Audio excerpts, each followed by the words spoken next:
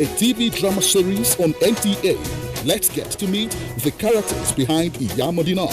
This edition also presents exciting features on tourism, culture, entertainment, sports, health, and lots more. Grab a copy at the vendors near you or any NTA station nationwide. TV Guide, your indispensable companion.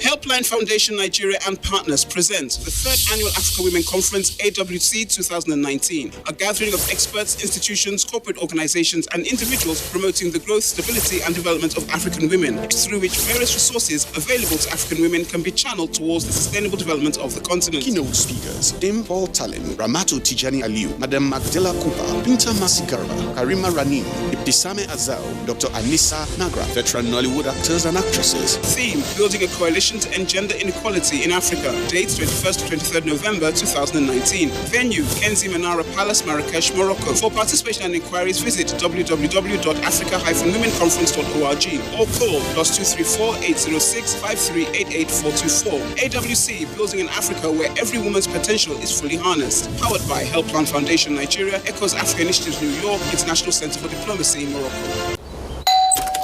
Oh, Mama! Eating tonight? Indomie. Yeah. Did Mommy also enjoy Indomie when she was like me? Yes, she did. Just say to everything I say. When your mama small, she no give me rest. Till she chop Indomie.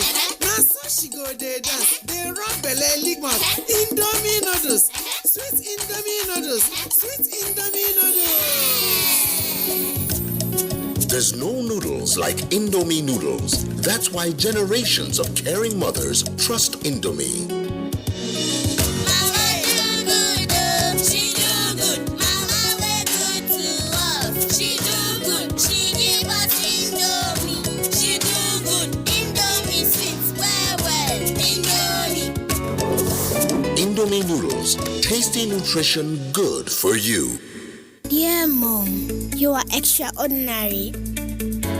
You always go the extra mile to make sure my breakfast is made with extra nutritious Milo. I want to say a big thank you. You are extra precious and extra super. Milo is thanking moms for being extraordinary by giving the family an extra 50 grams of delicious Milo for every 500-gram pouch bought. Don't miss out. Offer valid while stocks last. Milo! This year, like every other year, for over a decade, we celebrate and reward African creatives around the world at the African Academy Awards ZAFA 2019 in Abuja, Nigeria. The second homecoming event is a 3-day gathering of industry stakeholders and enthusiasts to network as well as encourage and motivate budding talents. The movie screenings, exhibitions, and masterclasses will hold at the Silverbird Galleria on the 22nd to 23rd November 2019. The awards and gala night on the 24th of November 2019 at the prestigious Transcorp Hilton Hotel Abuja. For inquiries and sponsorship, advert placements, and tickets, call the following numbers on your screen now or visit www.zafa.org. This is wonderful. I'm super excited about it. Nothing is expected of them other than awesomeness. ZAFA 2019. Come expecting the unexpected.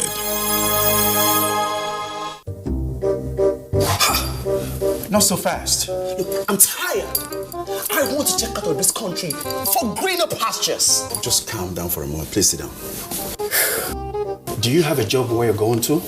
No, but someone is arranging, Listen, Alinko. Checking out of this country without proper planning means one thing. Unimaginable begin. You know, I've been in the diaspora, but legitimately doing great things at home and abroad.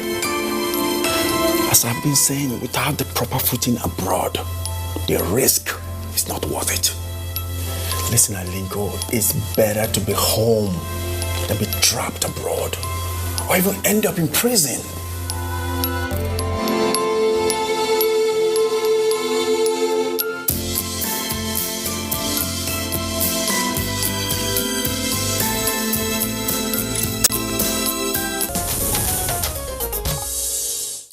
Welcome back. You're watching Good Morning Nigeria. Let's shift attention now to business news. And for that, we join Abdul Karim Zomi.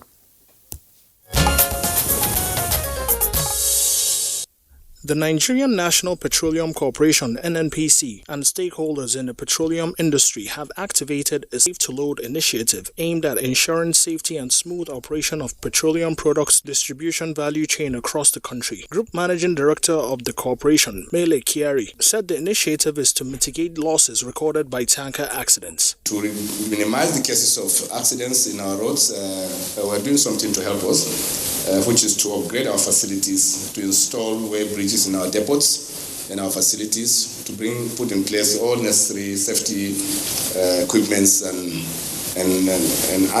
accessories that will make loading very safe in our depot, including firefighting equipment and everything else that we know. But most importantly, we're trying to see how we can bring back our pipeline in line so that we can minimize the distances the trucks will have to move to take products to their respective discharge locations. And now let's move to the floor of the Nigerian Stock Exchange to see how it fared on Thursday, 14th of November 2019.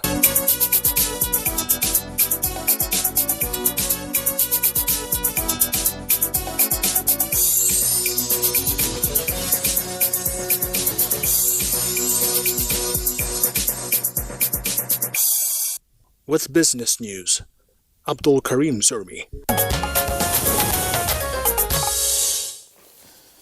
All right, let's again take a short break now as we bring newspaper review in a moment.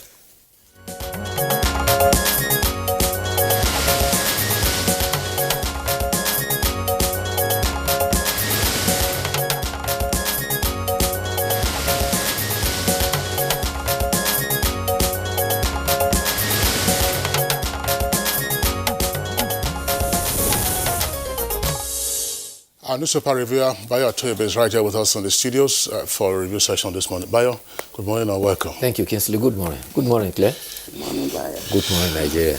All right, let's take a look at the Nation newspaper this morning.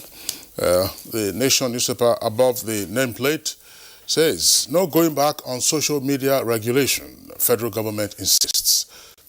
Details of that story can be found on page 4. Governors and chairmen back Oshomole and quit call unnecessary. That's the rider to that headline with details on page 7. Nigeria and others raise team on border closure and agencies to meet. That details, you have details of that story on page 10. Now, lead story of the paper says Buhari to security agents, stop ballot box snatchers and violence fears in Kogi and Bayelsa. Election will hold, says INEC. That's the second rider to that headline. OMS has nothing to hide, says chair. And ICPC freezes 12.9 billion in MDA's accounts, recovers 3 billion naira from 59 directors. Oyetola presents 119.5 billion naira 2020 budget plan. And Dakolo's rape case empty, says court. And Reps OK Operation Positive Identification with details on page 40. Okay, let's take a big look at the Daily Sun. And as expected, the big story is on Bayelsa and Kogi elections. The Sun has the lead story, Buhari takes stand on Bayelsa Kogi elections. That's the lead story. And on economy, you have the picture story, and that's as Vice President Yemi Osinbajo with Executive Chairman Alibaba Group co-founder Mr. Jack Ma, as well as Minister of Industry, Trade and Investment, and some Chinese delegations after a meeting at the presidential villa in Abuja yesterday. Treading at the bottom of the paper, you have Edo APC crisis. Twist in Oshomole Obaseki rift. And there's a rider to that. National Chair, Governor Odes not suspended, says APC South Vice Chairman. Now, border closure. Nigeria, Benin, Niger set up committee on reopening. Details of that you can find on page 3. And just a little by the side of the nameplate to find more trouble for Dasuki as federal government moves to split cases against former NSA. Details of that on pages 4 and 5. Bio. Well, let's start with the story about the border. The border closure that occasioned in August is causing concern, and in pursuance of that, leaders of Benin Republic, Niger, and Nigeria tripartite committee have met, and they have instituted a committee that will comprise those of the security agencies, customs, immigration, national security, and others that will review the situation. And the Minister of Foreign Affairs clarified that for movement of persons, ECOWAS protocol and documentation are still required for entry and exit into countries. Meanwhile, they will review the situation periodically and ensure that if situations improve up to the expectation, particularly measures that has been determined to be put across within the neighboring countries to stop smuggling across border are effective, then a consideration will be given to the proposal to lift the border closure. Meanwhile, we hope this time that the parties to this meeting would keep to the terms, because over the years, we've had such meetings. Of course, we remember neighboring countries. You're right. In Yes. fact, the border closure was occasioned by the fact that the terms of agreement about smuggling goods across the borders were not kept to. That was why Nigeria they decided to shut the borders. And so we go back to the rules to make sure that at least we can coexist peacefully and within the rules of engagement with neighbors. Meanwhile, tomorrow is election day in Bayelsa and Kogi, but meanwhile, in Bayelsa State, a court, an Abuja High Court, has granted a stay of execution on a court order that had nullified the All Progressive Congress governorship candidate, David Leon, from participating in elections. A federal high court in Yenagoa had banned the All Progressive Congress from fielding candidates for Saturday's governorship election. Meanwhile, the All Progressive Congress has said that it has secured a stay of execution on that, and therefore, tomorrow, they are also on the ballot. It may be recalled that Senator Lokobiri had actually gone to court to ask that he is the right candidate for the All Progressive Congress. In a sweet change, in a ruling by the court that even took him by surprise because Lokobiri described it as very strange, the court ruled that the All Progressive Congress did not have a candidate for the election Saturday. But an appeal they've gone to an appeal to set that ruling aside. Meanwhile, all 46 candidates will be participating in the election tomorrow. A scenario that what happened in Rivers, you remember, and Zamfara State, where the party did not have candidates, was almost rearing its head. And it started by the People's Democratic Party going to court to question the qualification of the deputy governor, and the court ruled that the deputy governor was disqualified. The latest ruling was that of the court, which has now been appealed. But meanwhile, President Mohammed... There was a writer yesterday, I don't know if Kinsley would help clarify, because I think the petitioner claimed that the ruling was not what he sought in court. Yeah, he sought to be declared the rightful winner of the primaries, and therefore the candidate to contest on the platform of the All Progressive Congress. But the court ruled that the All Progressive Congress did not have a genuine candidate ensuing from the primaries. And that was why the complainant said that the ruling was even strange to him, because it was a relief that he didn't sought, that he eventually got, and he was precluded even from contesting. No, well, what happened in the case of Bayelsa, that's the candidate of the All Progressives Congress, the decision of the Federal High Court was to the effect that the primaries of APC were not conducted in accordance with the constitution of the party, nor for the rules or guidelines set for the primaries. And therefore, the court in its considered judgment nullified the primaries, and therefore no candidate was said to have emerged from that process. That's one. But the APC also went on appeal. And yesterday, the Court of Appeal sitting in Abuja granted a stay of execution of that particular decision, which because if there was no candidate, lawful candidate from the APC as heard by the Federal High Court, then APC would not have been on the ballot. And even if it was on the ballot, votes recorded against it would not count. But there is a stay of execution that has now been granted by the Court of Appeal sitting in Abuja. Of course, considering the expediency involved, the court had to take that particular route, as it were, to ensure that the rest, as we said, is not destroyed before the election. The substance of the appeal will be considered at a later date. But INEC itself has indicated that the elections, will go ahead. Yes. Thank you, Kingsley. Thank President Muhammad Buhari, meanwhile, has appealed for all that there should be the people of Kogi and Bayelsa, that they should make transparent election a key factor of their concern. He had enjoined all to come out and vote peacefully, and also law enforcement agents to behave in an orderly manner. Is a spokesperson for the president, Garba Shehu, says that in every election there will be winners and there will be losers. Therefore, if for any stretch of imagination anybody is not satisfied, they should go about it in the due process, peacefully and in an orderly manner. Democratic election, there will be a winner, there will be a loser, and all candidates should be ready to accept the outcome of the election. However, should anybody want to dissent about outcome, they should follow due process and not resort to self-help. Former President Goodluck Ebele Jonathan has also drawn attention about concerns about hidden tension in the atmosphere of for tomorrow's election. And he's also calling for nerves to calm down, for people to go out and vote and let their votes be counted. On the case of the rape by Mrs. Busola Dakolo against Koza Pastor Biodun Fatoyinbo, Justice Uthman Musa, in a ruling, dismissed the suit with 1 million naira cost. He described it as a waste of and an abuse of the judicial process.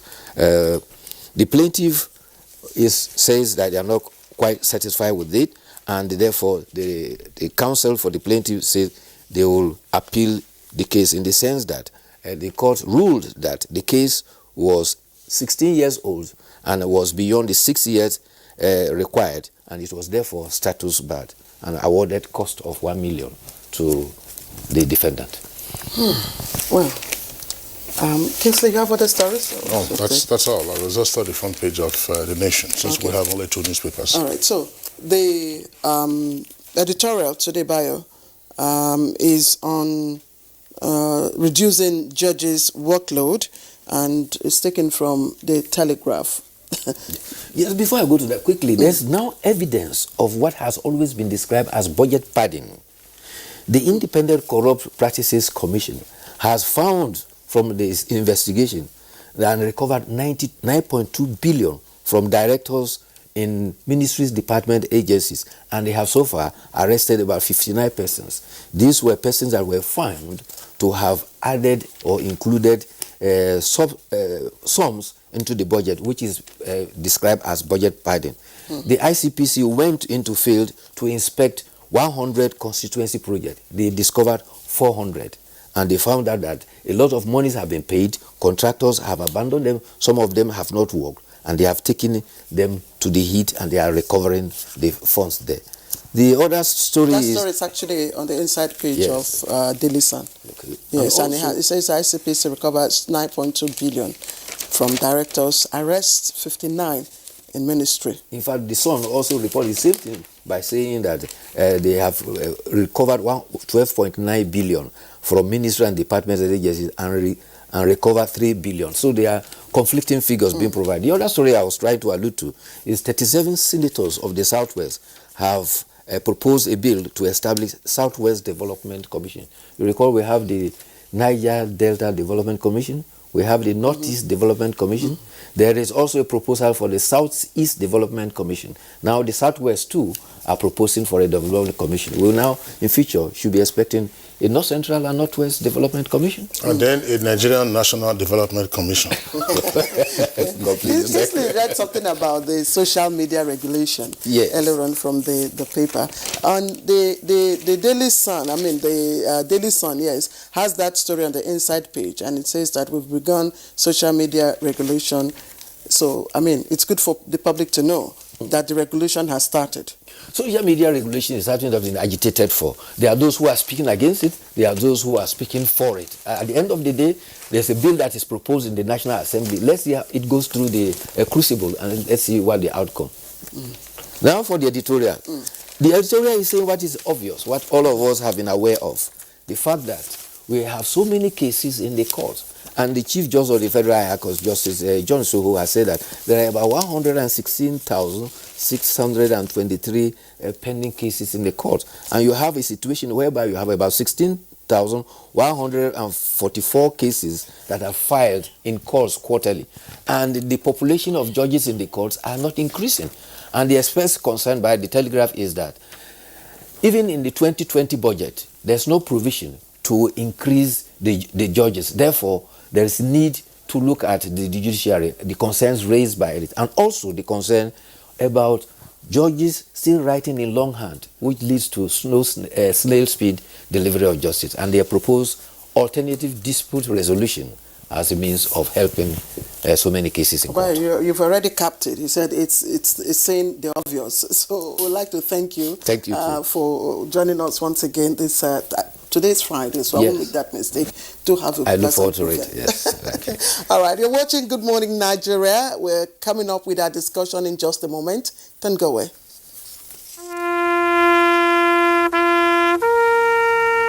They are there at the crack of dawn. They are there busy preparing while we rise for our day.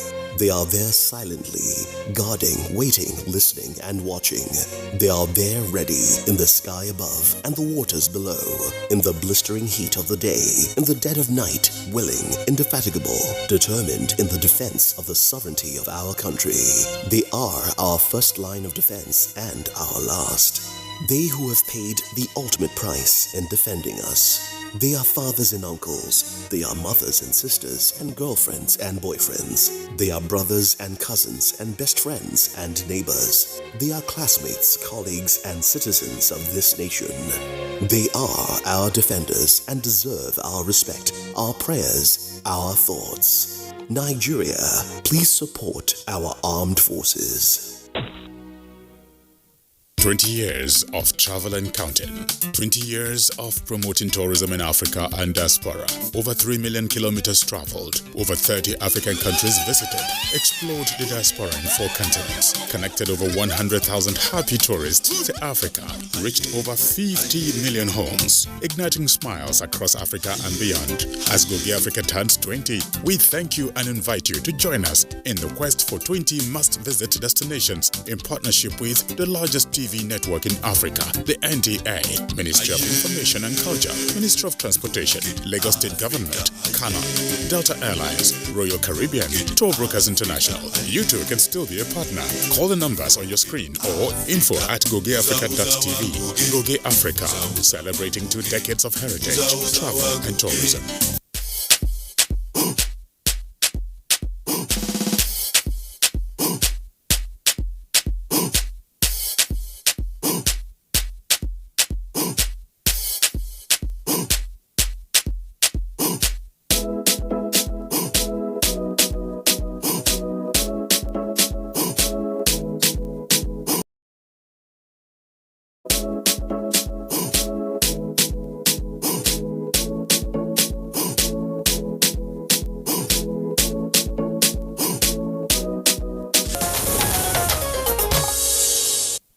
All right, if you've just joined in, you're watching Good Morning Nigeria this Friday on the network service of the NTA. Earlier on, we told you that yesterday on this program, we engaged the umpire, INEC, as well as critical players in the Bayelsa and Kogi elections to give us insight into the state of preparedness in both states. Today, we're continuing with that discussion, but digging deeper into what is happening. So to start off our conversation, we have our correspondent, Abdul Malik Adio, give us excerpts from yesterday's program.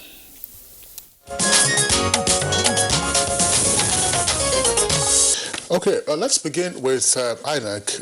Kogi and Bayelsa will be having their off-cycle governorship elections. Are you good to go?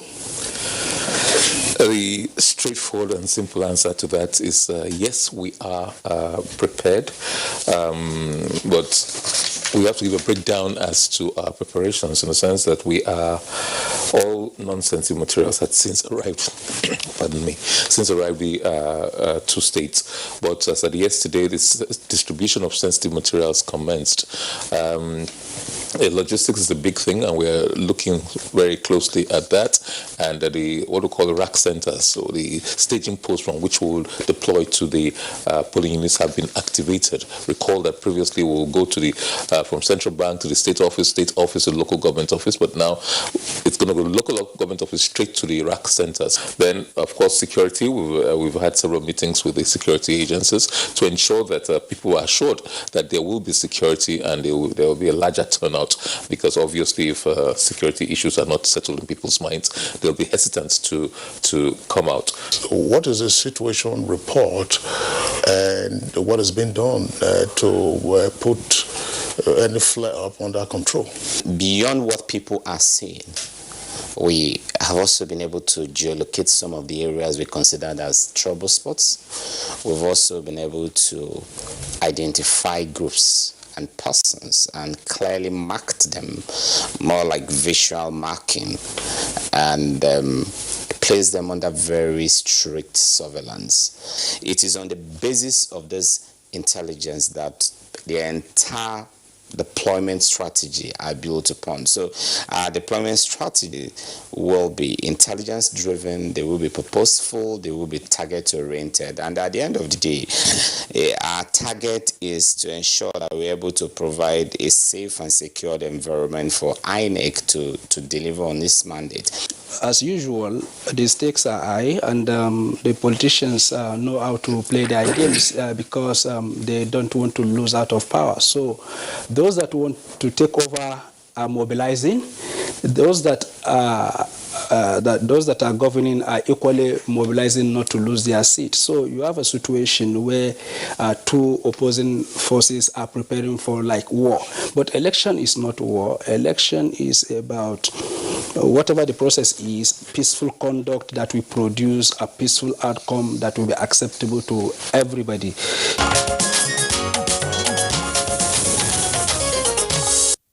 All right, now those were excerpts from the conversation we had yesterday on the Bayelsa and Kogi governorship elections coming up tomorrow, Saturday. We're going over now to Yenagoa, that's the capital of Bayelsa State, where we have joining us Esther Uzoma. She's a lawyer and a familiar face on Good Morning Nigeria, civil society observer for the elections and national coordinator, Proactive Gender Initiative. Esther Uzoma, pleasure to have you with us on Good Morning Nigeria today.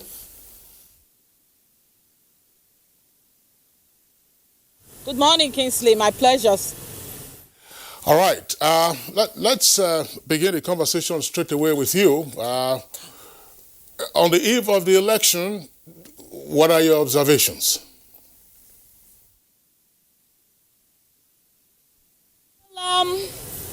We're ready. INEC is ready. We've interfaced with INEC. Nigeria Civil Society Situation Room, we were at the CBN for the deployment of sensitive materials. We also visited the 13 brigades where we interfaced with the army. 16 brigades, yes. We interfaced with Brigadier General V.U. Okolo. We were the police, we were the civil defense. From all indications, despite the fear of violence, the INEC is ready to conduct these elections. Security agencies are ready, they are on standby. The morale is high to conduct these elections. The question that, however, must be asked and answered is whether Bayelsans are ready for the elections.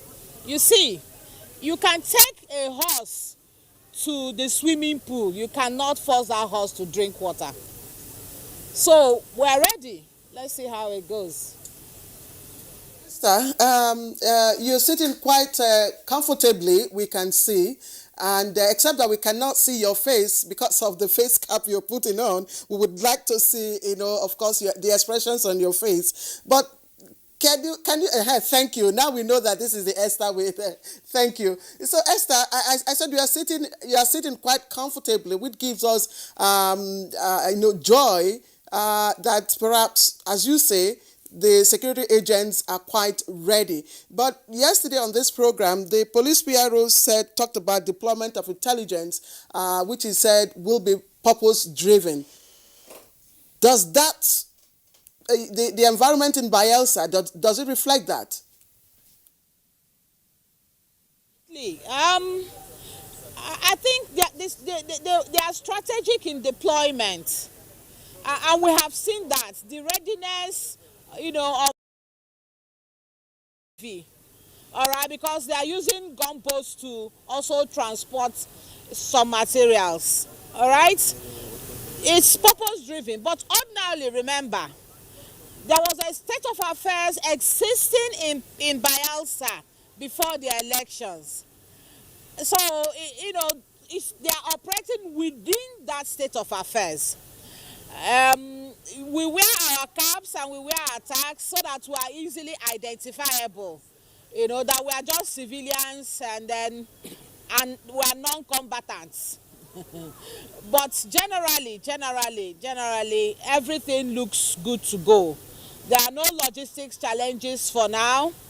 In our interface with INEC, the REC informed situation room that the drivers who will be deploying materials are profiled by road safety. So we expect that during deployments, as they normally do, they will not come up with strange demands because road safety will be on them, ensuring that they respect the terms of their contract. So everything, we're good to go.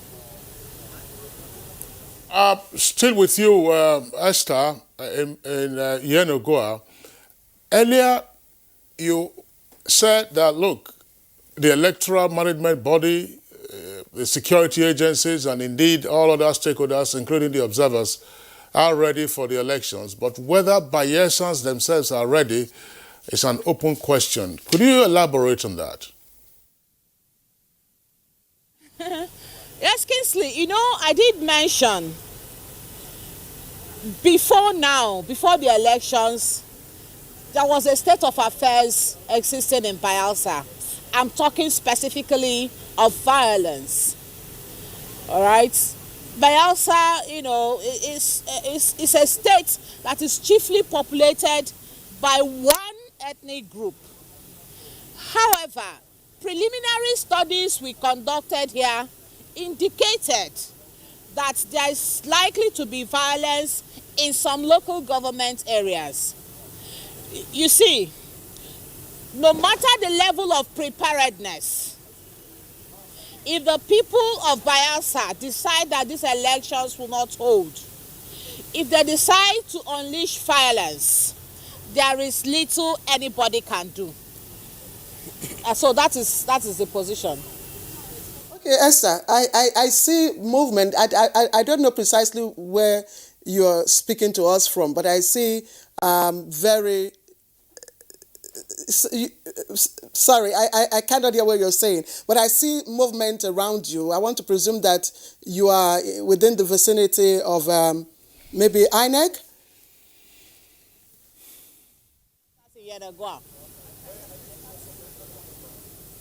Esther, we didn't hear you. Quarters in Yenagua. The incident had happened in Nembe, and the 11th, court judgments we hear. Has it affected anything in terms of the, reactions and the dispositions of both politicians and the people themselves? Well, from our assessments, from facts available to us at the Situation Room, it has not affected anything. Morale is still high. I think people will come out to vote. And then more so, the statement issued by INEC, also further, strengthen the belief of the people that all parties will be on the ballot. So everything is so far so good. Esther, thank you very much. Of course, standing with you there is the INEC officer in charge of voter education and publicity for Bayelsa State. His name is Wilfred Ifoga. Wilfred, a pleasure to have you with us on Good Morning Nigeria today. From the point of view of INEC, what's up with just 24 hours to voting time in Bayelsa? All right. Good morning, Mr. Kingsley. Good morning, Nigeria. Good morning, Nigerians, and of course, Bayelsans, good morning. Yeah, from the angle of INEC here in Bayelsa State, we are ready for the elections. And the preparations did not just start today. And I wish to corroborate what my director, Oluwole Osaze-Ozi, said in that clip you heard just now, and of course, from our good friend here. This preparation started since when the timetable was released, May 16th, and of course, notice of the election, August 17th. So from that point in now, we had about 14 activities for us to implement. So we are about implementing the last stage of it. At the beginning of this week, starting from Monday, the non-sensitive materials we are taking to the local government areas. Then as at yesterday, we received the sensitive materials which are currently in custody of CBN. So starting from 7 this morning, the stakeholders, our officials, led by the resident electoral commissioner, they are at CBN for the distribution of these materials. And these materials will be taken straight to the registration area centers. And we have 105 of them. And just to correct what was said later on by my co-discussants here, the gunboats will not be involved in carrying of materials, but they are providing protection for the election officials and of course the sensitive materials that will be ferried across the waterways. So that's the preparation we have for now. So we are ready and we are good to go. Mr. Ifoga, thank you for reassuring us of INEC's readiness so far. But that's a familiar phrase with every election. INEC tells us, of course, that it is fully prepared and set to, deliver. Reaching the remote areas that are highly riverine, which has been characteristics of elections in Bayelsa. All right.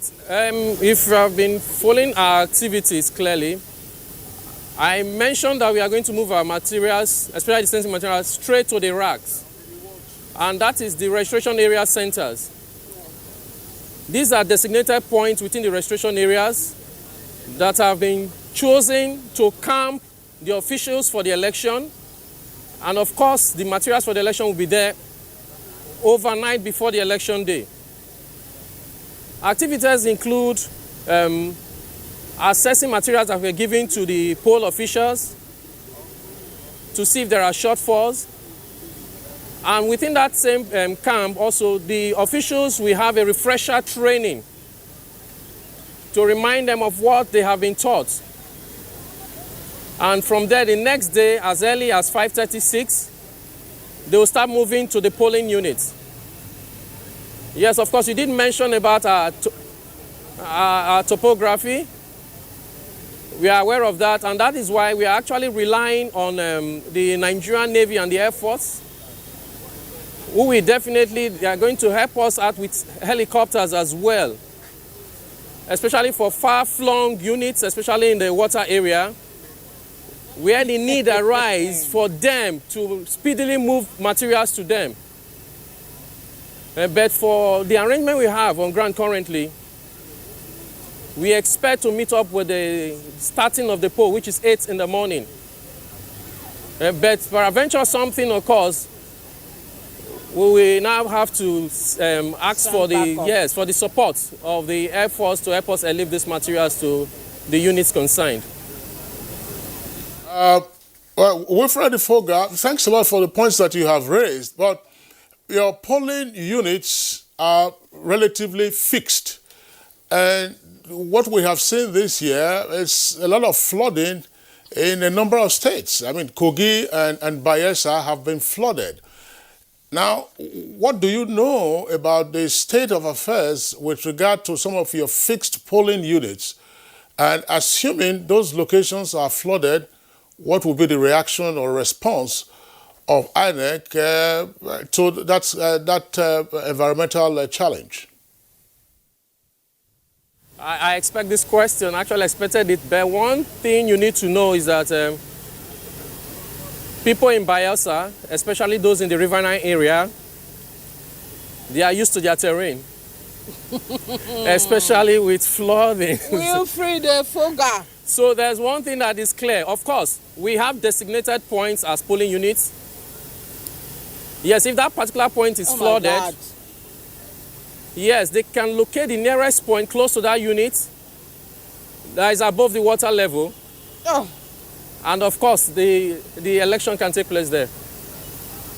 Okay, but has there been sufficient enlightenment?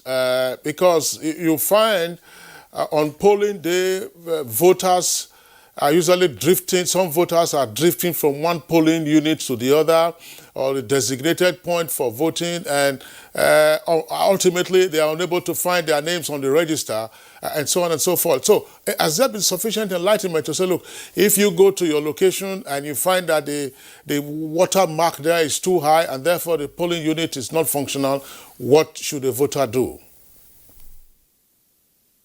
Even before today, the sensitization program we've had from INEC, as well as collaborating CSOs and NGOs, has been massive. And even as we speak, the group doing the door-to-door sensitization, they've done a good work in sensitizing the people.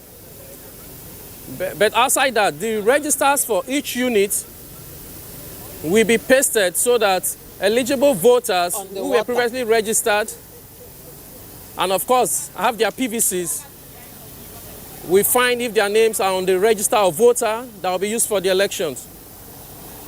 But outside that, we have a team of poll officials for each unit, led by the presiding officer.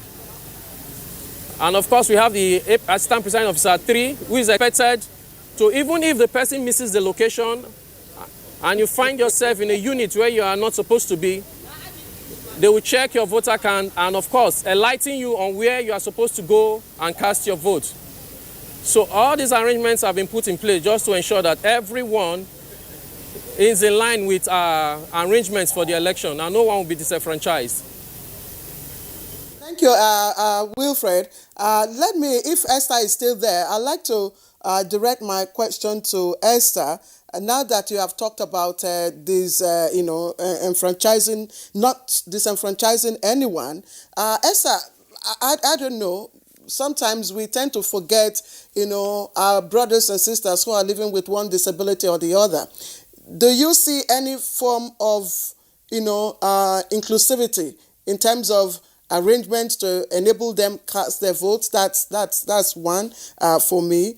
And secondly, one of our guests yesterday talked about the fact that politicians will not find that, we find that this will not be business as usual. Have you seen any sign of probably vote inducement or things like that? Well, for the PWDs, INEC made some arrangements. In fact, they had a test run of some procedures for Braille, and then the need also to place PUs in areas that PWDs can access it, was emphasized, and they adhered to it. Now, for vote buying, our preliminary studies indicated that politicians are actually asking for details on PVCs. And this, they pay between vote buying.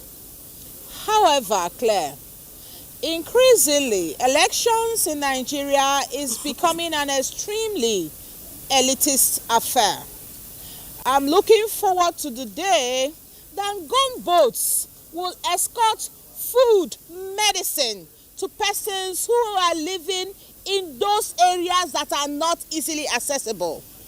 When we will send food and medicine to those people escorted by gunboats?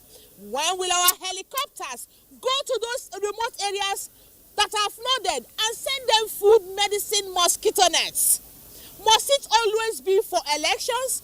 It is increasingly becoming an elitist affair, and it is increasingly isolating the citizen from the process. Something has to give.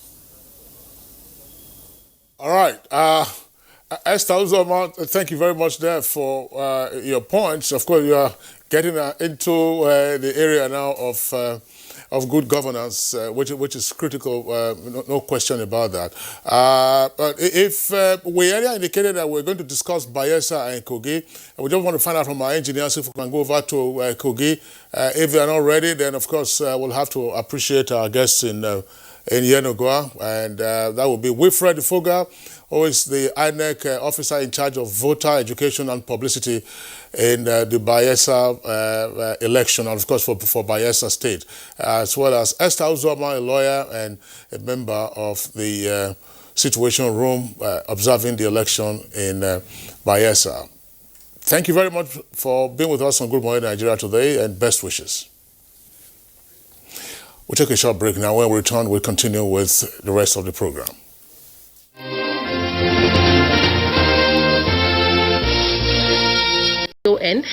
Governor of Anambra State.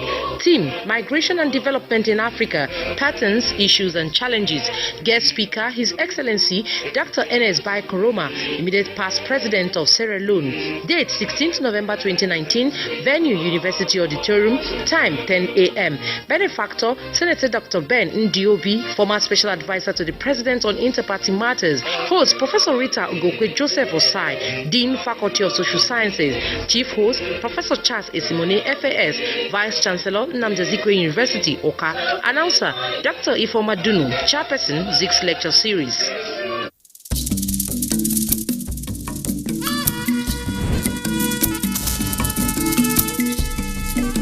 Meet the dreamer. Meet the stylish. Meet the bold.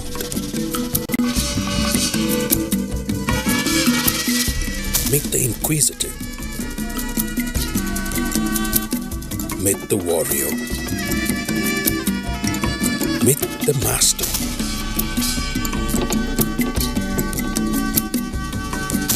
Meet the realist. The challenge is coming.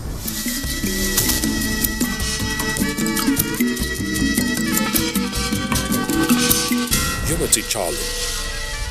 Power, development, and peace. Coming soon.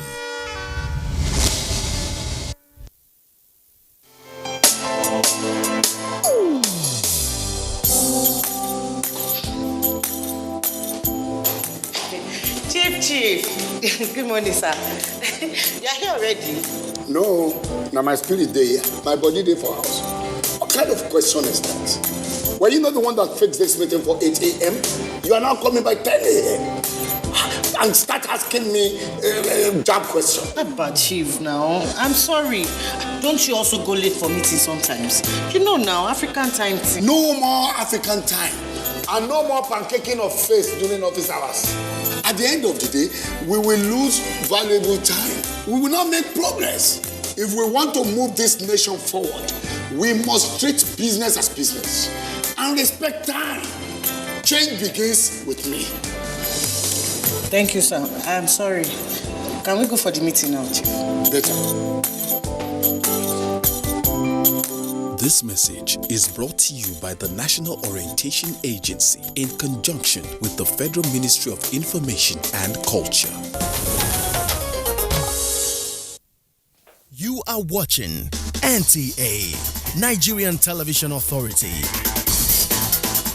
For more information and news updates, visit our website at www.nta.ng, or you can follow us on Twitter at NTA News Now, or you can like us on Facebook at NTA Network News. Stay connected on our YouTube channel at www.youtube.com/NTA News Online. Watch our live stream at www.nta.ng/live. NTA, you can't beat the rich.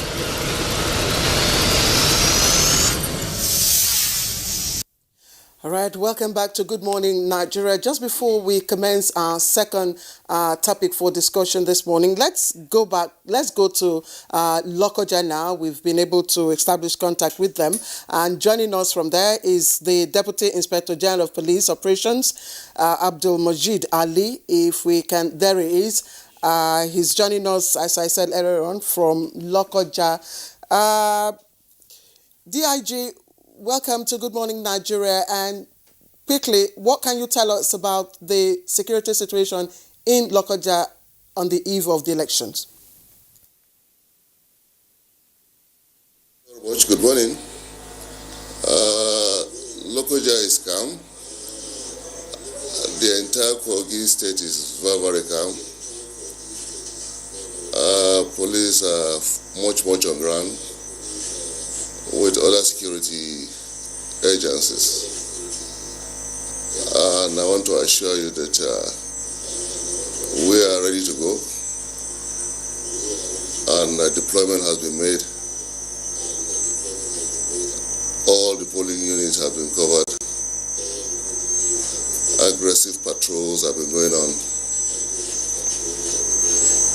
And so the whole place is peaceful.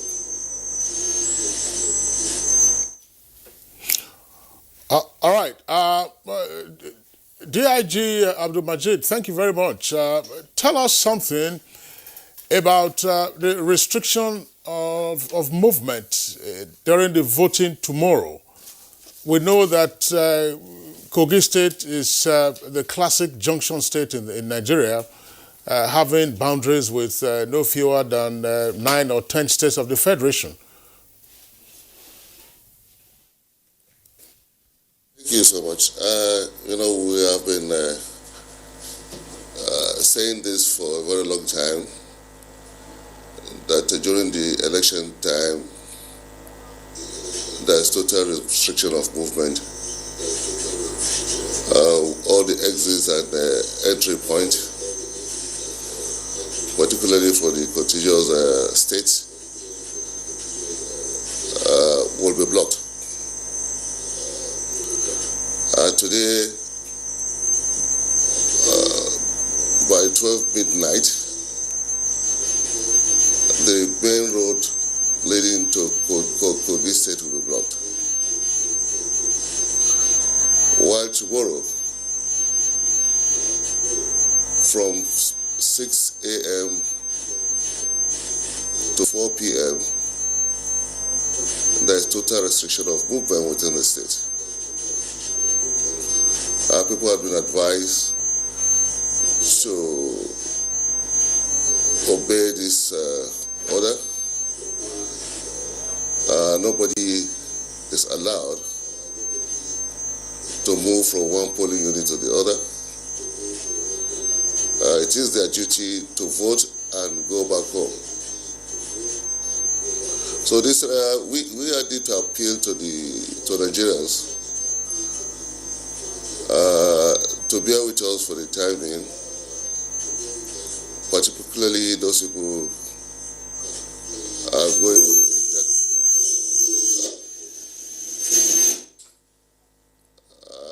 on interstate movement.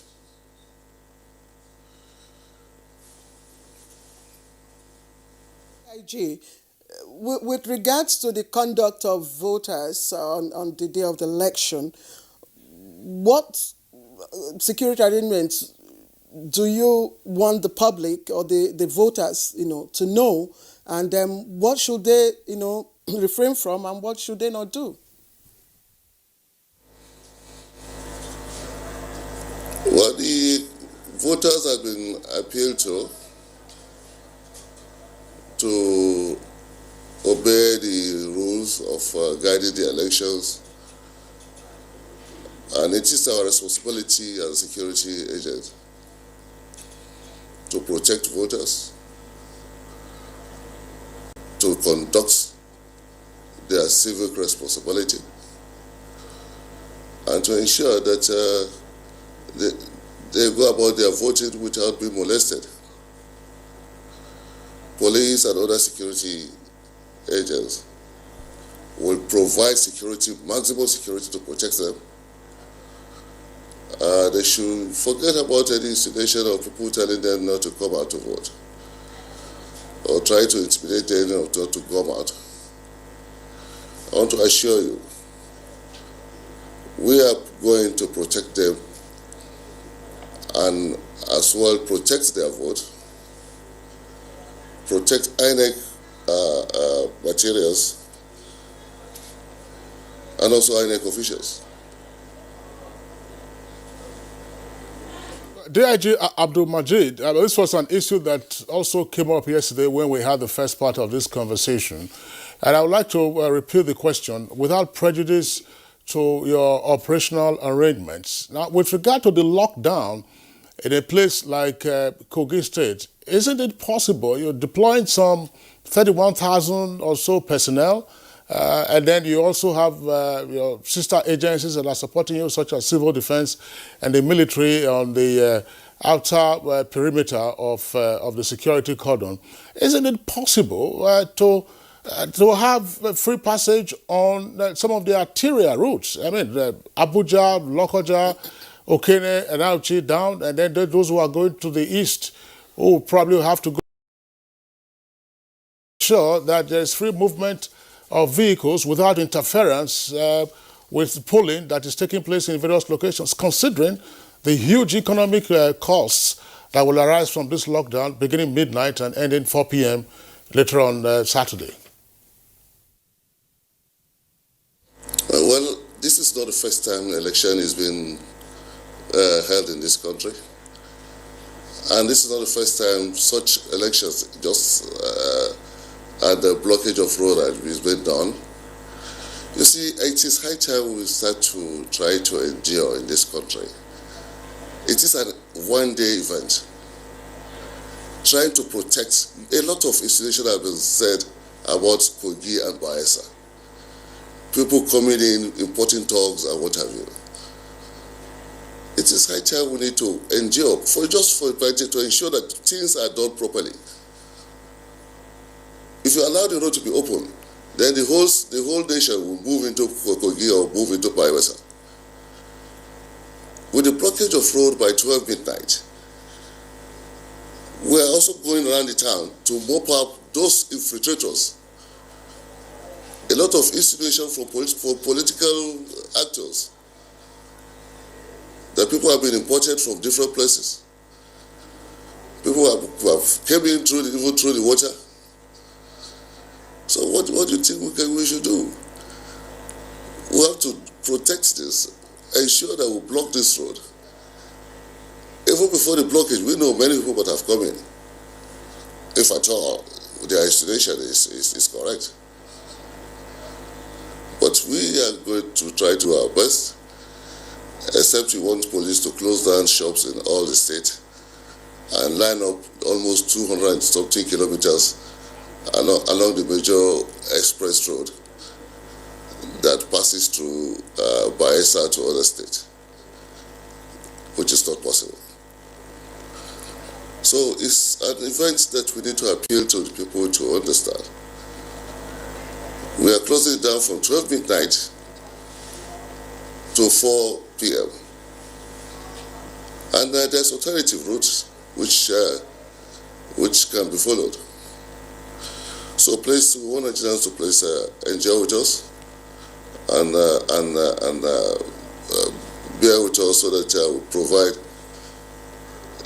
a tangible, free and fair election, which they expected from us. We of course appreciate you for your contributions. I just like for you to speak briefly, reassure the parties to the elections. The president has called for fairness and transparency in the two elections. Some party candidates have expressed concerns about the security in place, especially in Kogi. How do you assure these people of their safety? I've been saying this on time,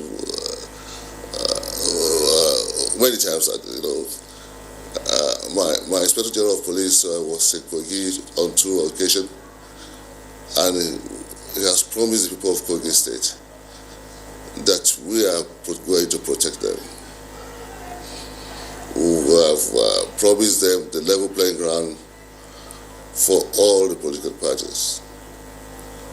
And I want to assure you that police would not be partisan. Yesterday I had a press conference and have warned those thinking that they have the power of violence to think twice. The IGP have said it. If you have the violence of power, the power of violence, the other 2 things will happen to you. Will either get you arrested or prosecute you, or otherwise. So anybody seen carrying arms illegally, then should think twice. Because I've told my men to be ready. Any person or group of persons trying to disrupt this election will meet their Waterloo. This is from Inspector General of Police, and this is what we stand for. A lot of things I've been saying about these 2 states, and we want to assure you that security agents will not fold their arms and allow miscreants to take over the state. We will not allow that. All right.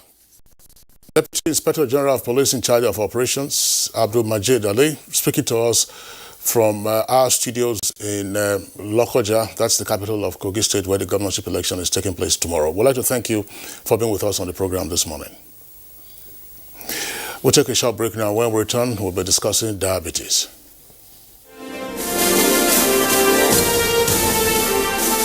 Advertising your goods and services on the right channel gives you an edge over your competitors. NTA News 24 has all the platforms for your target audience.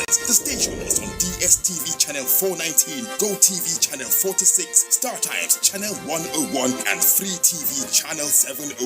With our digital format and wide range, we can reach your customers in next to no time. We are eager to promote your business, goods, and services. So partner with us for a very rewarding business experience. For more information, please call Henry on 0803-379-0884 or visit our office at NTA Headquarters, Area 11, Garki, Abuja. NTA News 24. News and more news. All right, welcome back, and quite on time to join us for our next conversation, which is family and diabetes, which is the theme for this year's Global Awareness Campaign for the 2019 World Diabetes Day. It's usually observed on the 14th of November. Now, this year's focus is raising awareness on the impact that diabetes mellitus has on the family and the support network of those affected, as well as promoting the role of family on the management, care, prevention, and education on diabetes.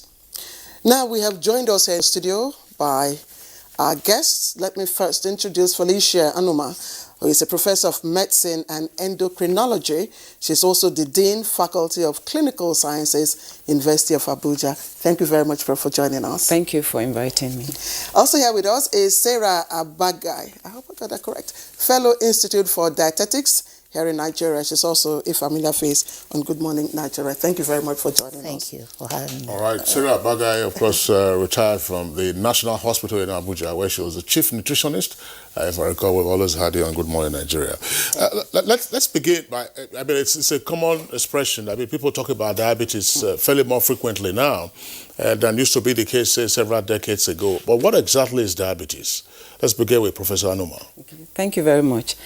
Simply put, it's a condition in which the body, is unable to utilize glucose properly.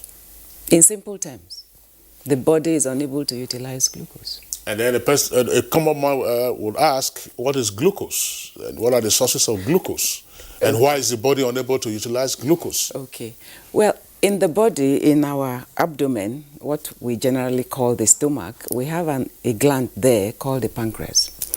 Now, there are cells there that secrete a very famous chemical called insulin. This chemical, I say, is famous because it's the one that helps us to utilize everything we eat as a source of energy and nutrition. Now, for so many reasons that we call risk factors for diabetes, now this cell can fail to produce this chemical for us. And when that situation occurs, everything we eat remains in the blood, doesn't get to the cells to be utilized as for nutrition and for energy. So what we eat remains in the blood, so blood glucose, or blood sugar begins to rise. And that's the state that we call diabetes. And do you contract it, or is it, because I know that most times they ask you if any of your family members, have it. So, yeah. Yes. It's not contractable. It's not an infectious disease. It's one of the non-communicable diseases. Diseases are classified into two, the infectious ones, the ones that are transmissible, and then the non-infectious ones. Yes, why that question is asked is because type 2 diabetes is the common diabetes that we are talking about. 95% of cases are type 2 diabetes. And that's the one that we're actually talking about. Is it the one that gets the patient to the dialysis room? Yes, complication of diabetes can get the patient to the dialysis room. But very importantly, there are hereditary components and environmental factors that can make anyone to be at risk of diabetes. So that's the reason why we ask that question. If the hereditary part is such that if one parent has diabetes, any of the children of that parent has a 40% chance of having diabetes at one stage or the other in his or her lifetime. If both parents have, as much as 70% chance. Also, if one sibling has, there's also a 40% chance. So that's why we ask that, does anybody in your family has diabetes? Because that will explain part of the reason why that person is presenting with diabetes. But there are many other risk factors for diabetes that perhaps we'll have a chance to discuss. What are those risk factors? I mean, that's Sarah Bagai. I mean, we've heard they say that is the food you eat that is broken down. Is food a risk factor? And if so, what are the other risk factors? And what kind of foods can trigger the onset of diabetes, assuming it is not inherited? Yeah, thank you. When we talk about risk factors, diet is a major, risk factor. But when we talk about lifestyle generally as it affects diabetes, you look at the issue of, activity, physical activity. How active is this person against the kind of food that this person eats? Our tradition has actually predisposed many of us to this condition because, we grew up eating very calorie-dense foods. In fact, in the north here, you will be told that it is only for lack of tuwo that you eat beans as dinner.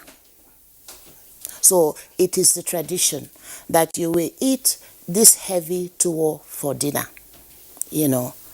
And there is also a tradition that the leftover will now be cooked the following, or rather refreshed the following day and eaten. So, you find that people who were doing it as children, going to school, they were able to expend the energy. But you know, it became part of the people as they became adults, became executives, it became their tradition. There is no normal, healthy breakfast except that leftover food. So it is eaten, and this person now goes to the office and he just sits all day. So there is a difference. Sedentary living, another dimension, because of the changes in our tastes for food and other things. We have a lot of fast food, we have a lot of junk food, you know, with loads of sugar, salt, and fat, and other additives that can actually, you know, raise the risk for diabetes. So all these things, you know, combined, put a person in a place where he can eventually become diabetic. We also look at the issue of not being able to manage our time properly. And we just walk and walk and walk and come under stress. Stress continuously, you know. It actually causes a lot of metabolic derangement that will eventually, you know, predispose a person to diabetes. So diet is one. Kingsley, you know, I'm beginning to get worried because most of the conditions and symptoms, you know, associated with certain, excuse me, you know, certain medical conditions are similar. And that's why I'm going to ask Prof, how do we differentiate the symptoms associated with diabetes and those associated with other, you know, medical conditions? Because she has talked about your dietary, you know, style. She's talked about your, you know, sedentary lifestyle. These are all, you know, conditions that that we are all yes. exposed to. Well, it's very important that we mention behavior change here. When we are young, we are on the healthy side of the spectrum of life.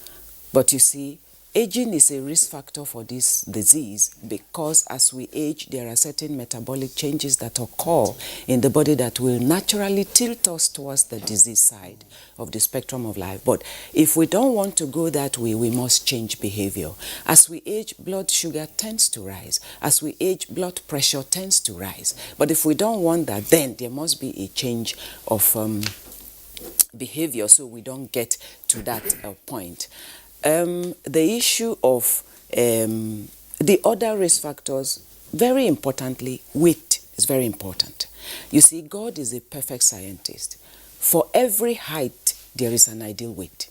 Once you allow your weight to get beyond what that height is meant to carry, then you are looking for trouble. That's the beginning of all the story about diabetes, hypertension, heart attacks, strokes, and so on. That's the origin. So we need to pay particular attention to that fat cell. It's a very dangerous cell. So we need to pay particular attention to it. Is that comforting for persons who are not fat but are otherwise slim and yet have diabetes?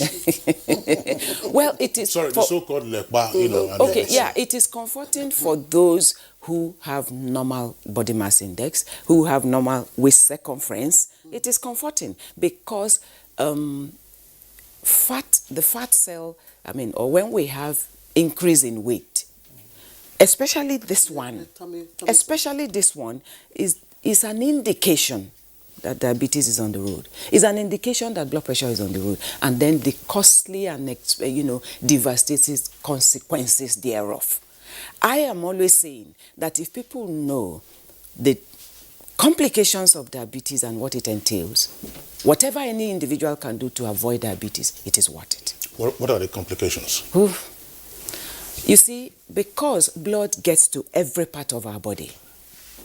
If not, that part will not be alive if blood does not get there. Once blood sugar is not normal, it harasses everywhere blood gets to. It harasses the eyes, the brain, the heart, the nerves, the blood vessels, the kidneys. She had asked a question earlier. Is that what makes people get to dialysis unit? The truth is this. When an individual in this country has kidney failure from diabetes, that's at a death sentence on that person's forehead. Because for this individual to remain alive, he needs to have maybe dialysis like 3 times a week. We're not even talking of renal transplantation now. Now, that individual will need an equivalent of like 100,000 naira per week to live, to survive. That's an expensive life, and I don't know how many Nigerians can cope with that. So it is actually a death sentence. That's why I use the word. The complications are costly, they are devastating, and whatever anybody can do to avoid it is worth it. Well, the one point that we also would need to discuss is this. You talked about when we are young, we are at the lower spectrum of being diseased. Yeah. And then as we age, of course, we get into the disease spectrum, as it were. But there have been reports of an increase in diabetes in young persons, if not children. Yeah. What is playing out? Okay. There has been an increase in diabetes, type 2 diabetes in young people.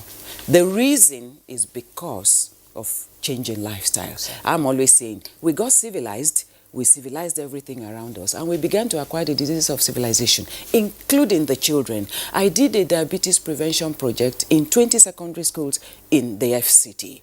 I worked with 3,000 children and 1,000 secondary school teachers. And the amount of overweight and obesity that I found in these children scared me, because that means there's a time bomb that is waiting to explode. Because the present generation of obese children, they are the very next generation of people with diabetes and hypertension and the complications thereof. So the situation we have is very scary, and sensitization, because there's a lot of ignorance. Now, the parents of these children, what is in their brain is that I am affluent and my child is showcasing my affluence. We need to remove that. That this child is on the way to diabetes, to hypertension and death. It is not a sign of affluence. So there's a need for a lot of sensitization of the people to get to change. You know, we need a change of, you know, reasoning of behavior. As the attitude normally say the child is very, they use the word wrongly, they say very robust and fresh. Yes, that's the point. So we need to remove that. That this, if I see a fat child, I am not impressed, I'm not excited, because I know that if this child does not get rid of that fat, that is trouble coming for that child tomorrow.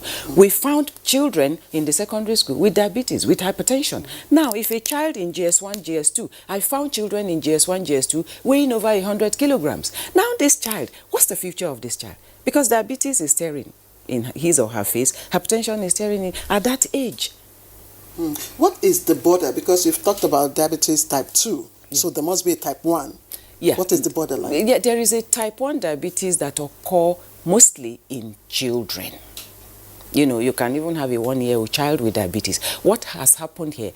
In type 1 diabetes, we have genetic component and environmental component, genetic predisposition. Now, environmental component is what now decides which child is going to come out despite the genetic predisposition with type 1. And much of it is, you know, viral infections in the environment can actually destroy that cell producing insulin, and this child can no longer produce insulin and comes with type 1 diabetes.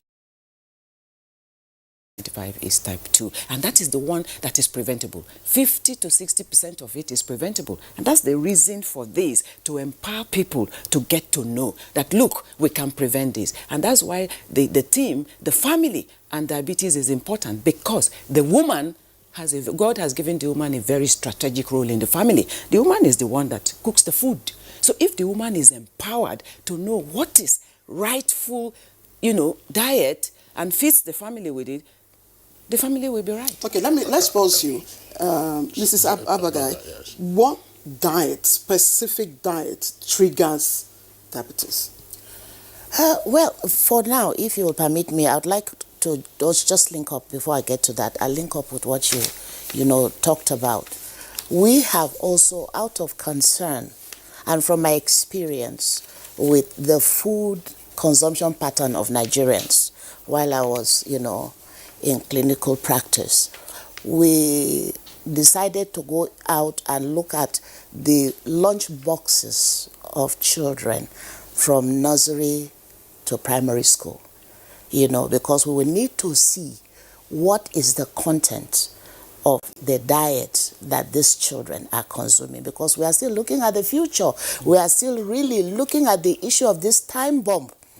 So And what you would be shocked to find, what children are eating these days. A child of 9, the standard menu for that child is a quarter chicken, that is for lunch, for lunch box, quarter chicken, sausage, and juice. Every day, 5 days in a week. And, we have been working with Parents Teachers Association just to carry out this kind of sensitization to ensure that we don't, get these children to become diabetic too early in life. You understand? If there is the tendency or there is the incidence in the family, and you begin like this, these children, as she has just found out, will start becoming, juvenile diabetics, and we'll be having a lot of problems in this country. So, to tell you what food triggers diabetes, there is no particular single food, but it is, your food consumption pattern. The things you combine to eat. We talked about sugar, salt, and fat. These are the biggest, issues when it comes to diabetes. They raise the risk of diabetes very tremendously. And you find that these days, still going back to these children, what we discovered is that parents now, for lack of time, are beginning to place orders to have fast foods delivered to their children for lunch. And that is where we are today. So when you continue to eat this fat, sugar-loaded, food with salt, then you are already laying the foundation to get to where diabetes will come. So it's not a single food. The combination, the calorie value of the food you are eating, and how are you going to process this calorie and burn it up, so that it doesn't get stored as fat. Because it is usually the same fat cells that she's talking about that will begin to have problems, or rather create problems for the proper, burning up of the glucose in the blood. So that is it. It's diet, not a particular thing. All right, Mr. Baga, it's the doctor, Professor Anuma has also indicated the issue of education or enlightenment. Some parents assume that it is a sign of affluence to take your children out and to a fast food joint. You see the various packs that they order, and then with an ice cream cone, usually, and of course when you see them walking out, they are all waddling on account of being overweight. You already said some of them are 100 kilograms. That's a heavyweight boxer in the making. But what my colleague is laughing. What in your interaction with parents, why has this notion persisted that it's chic, to have time out at the mall or wherever, and then you see all these bags, French fries, all kinds of the usual predisposing foods, for diabetes. Why is it that parents have a major challenge? I mean, get a fruit, get an apple, get a banana, get a carrot. They say carrot is not sweet enough, but I mean, why is it that parents don't seem to overcome this mentality of affluenza, if you like? It takes us back to our tradition. You understand? Most times people think that fruits are things you eat just once in a while as a snack. They don't realize that, fruits are supposed to be, a component of each meal that you are eating. You need like 3 to 4 servings of fruit, per day. You need 2 to 5 like that. And that is why if you look even at, certain, we've been doing quite a lot of studying, looking, even the food of our, on our Nigerian movies. When they go out to eat or when they place food on the table, it's usually an eyesore because no vegetables there. You will just see a mountain of, maybe plain jollof rice with some, pieces of meat there. No fruit on the side, no vegetables of any sort. You understand?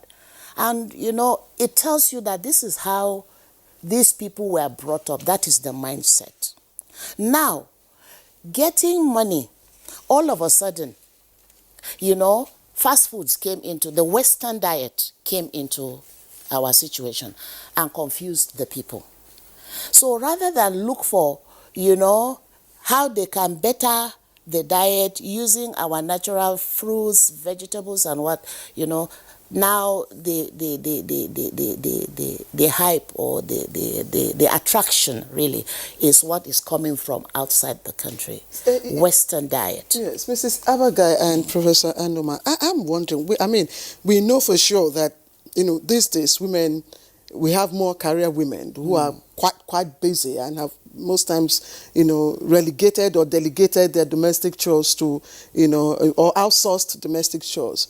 So is it not also in your interactions and in your campaigns, have you also tried to reach out to the fast food vendors to also incorporate healthy, components into the food that they sell? What has been your interaction with, the fast food vendors? Yes, here in this country, we are yet to actually go deeply into that, because it is a business and it takes willingness, for an organization to have, professionals coming in to say, look, this is how this should be done. You know why I asked that question? Kingsley mentioned the fries. And believe you me, if you go to this fast food and you want to buy something like maybe chicken, sometimes I've had to peel off the cake of, Yes. It's, I don't know. Yes. They call it chicken in butter. Oh, Jesus. Chicken in butter. And then they will just take it out. So, we can only work when there is that willingness or when there is a kind of regulation put in place. If there is an instrument of regulation, let's say from NAFDAC, and they are saying now, look, this is what we desire. Because like, the FDA in America, they have approached, these fast food outlets, and they have given them, standards. And they have given them, the expectations. And many of them have now brought in dietitians to advise, to work with them. So it's a gradual process in Nigeria. We haven't actually gotten there. We are, first of all, even dealing with the larger community. To get the larger community, to understand how to eat a basic nutritious diet. Just like taking your 500 naira and being able to use that 500 naira to make a nutritious pot of soup for a family of 4.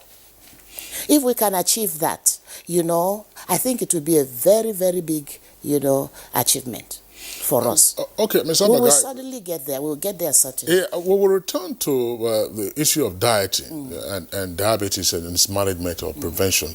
But Professor Anoma, what are the symptoms of diabetes?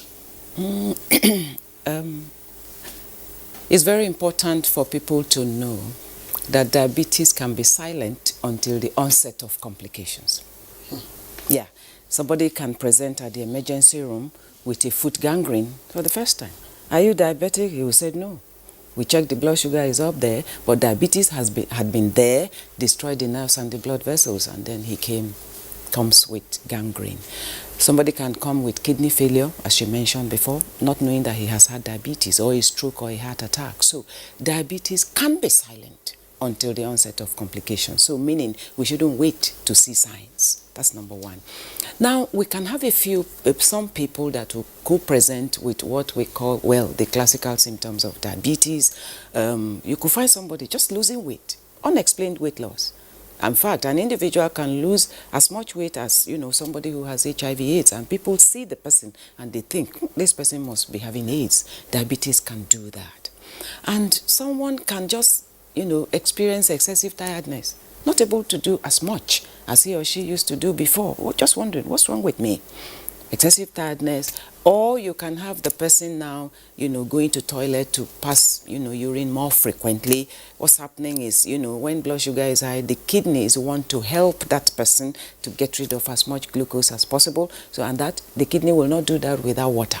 So that individual will be passing, and because 60% of our body weight is water, when we lose that amount of water, the test center tells us you need to replace what you are losing. So we just keep drinking and drinking and drinking water. Or someone can just collapse at work.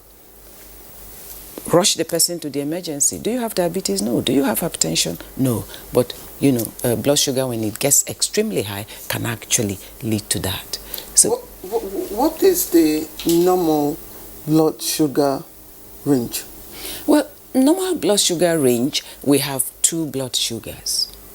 We have the fasting, that is fasting blood sugar, that's the first one in the morning before you take anything at all, even water. Well, that should not be above 5.6 millimoles. Should not be. So in fact, that 5.6 is like a cutoff.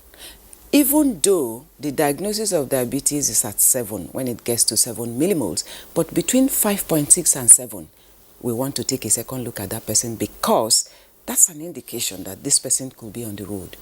We call that impaired fasting glucose. So we don't want blood sugar to get beyond 5.6 fasting. Now, if it is blood sugar after food, of course we know when we eat, immediately blood sugar will go up, but we don't check it until about 2 hours after we've eaten, because in the normal person, we expect, the liver to have cleared that high glucose from the blood. So it's almost back to normal. So when we check blood sugar after food, we don't expect it to be more than 8 millimoles. So once we're having values more than this, we know there is a problem somewhere. You talked about the frequent urination, for instance, as a symptom. But what happens when the individual consumes a lot of water? Because there are also some pieces of advice that water consumption is healthy. I mean, the first thing you wake up, certain quantity of water you take, and then in the course of the day, it will help you to clear your toxins, keep your kidney healthy, and prevent kidney stones. Yeah. Yes, we encourage water consumption. It is good. Now, when the when the kidneys are functioning, it's not a big deal drinking water, because if you now happen to have excess, more than what your body requires, then the kidneys will help you get rid of it. But the kind of urination we are talking about is actually much more than what you will have when it is just from, your like drinking how many times within hours? Well, it depends on how much the person has taken. That's for the normal person. But for somebody who has diabetes, you can find that person going to pass urine almost 10 times during the day. And even at night cannot sleep, waking up every 30 minutes to pass urine. Then that's not healthy. And moreover, we pass more urine during the day. At night we sleep, we wake up once or twice. But if you find somebody waking up 5 times at night to pass urine, there's a problem there. Is alcohol a factor in diabetes? Yes, alcohol is a risk factor for that. There are many other risk factors that produce insulin, and then diabetes can come. Alcohol can also can worsen the complications of diabetes. So once we find an individual with diabetes, alcohol must stop. Okay, for diabetes, sorry, Kingsley. Yeah, some of this alcohol stuff. Let's clear. The human body is a very complex machine, as it were. On alcohol, for instance, yes. Take palm wine. Mm-hmm. Now, you have said that diabetes in an advanced stage can have some impact on the eyes, can affect the eyes. Yeah. And yet, some people would tell you, part of the received wisdom is that the yeast in palm wine is very good. And palm wine has alcohol. So how do you reconcile that? Well, there are others, whatever it is that is in palm wine that they say is good, there are other sources from normal diet. In fact, I tell people that if you take something, alcohol has effect on virtually every organ of the body. The brain, the heart, and when you take a glass of alcohol today, there's something it does to the brain. Gradually you want a second glass. I had a patient, a 40-year-old who had diabetes, and when I asked him, do you take alcohol? He smiled. I knew the answer is yes. Then when I asked how much, he smiled again. I knew it must be much. This guy was taking 12 bottles of beer per day. But he didn't start with 12 bottles, he started with a glass. That's what alcohol does. So half a carton every day. Oh my. So alcohol is a risk factor for diabetes. Anybody that wants to prevent diabetes, I will say stop alcohol. Can it be reversed, especially with the environmentally triggered ones? Yeah, this is a big question. I will say yes and I will say no. Type 2 diabetes can actually be reversed. Actually, I wrote a book on, a 200-page book on food and food and lifestyle diseases, a focus on diabetes and hypertension. I have a chapter there on can diabetes be reversed. The answer is yes and no. Why am I saying that? Yes, because if that discipline is there to exclude all flesh from your meal, that is virtually becoming vegetarian. No meat, no fish, no chicken. Yeah. Because the issue with type 2 diabetes is it's like a key and a keyhole. All right? There is gum, fat, blocking the keyhole. So if you take the key there, which is insulin, it's not going to open it until you get rid of that fat that is there, that gum that is there. So the answer is yes, if that discipline is there. And yet you are told that fish and chicken, which is referred to as white meat, is healthy. Yes, they are healthy to some extent, but they still contain fat. So that's why